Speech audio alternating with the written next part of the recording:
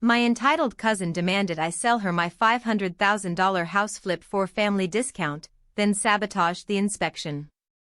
Years later, she was homeless. I handed her the lease agreement. I've always been independent. While most of my extended family relies on handouts and drama, I worked my butt off to get a degree in finance and save every penny I could. My dream was never to work for someone else forever. I wanted passive income, freedom, and stability. When I was 28, I finally had enough saved to take the plunge. I bought my first investment property. It was a complete disaster, a crumbling, moldy nightmare of a house in a promising neighborhood. I named it the Pit, but I saw the potential. For the next 2 years, that house was my entire life.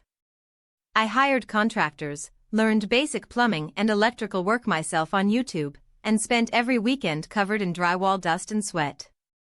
I liquidated my 401k, risky, I know, but I was sure, and poured every cent into it. The plan was to sell it for a significant profit, enough to launch my next 2 projects.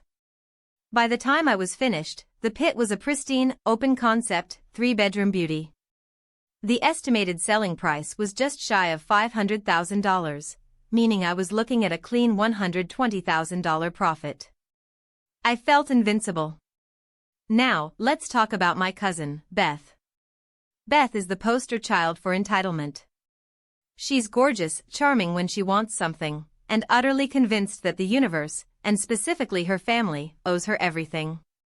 She never held a job for more than 6 months, relying entirely on her parents, my Aunt Carol and Uncle Joe, to bail her out of debt, pay her rent, and finance her lifestyle.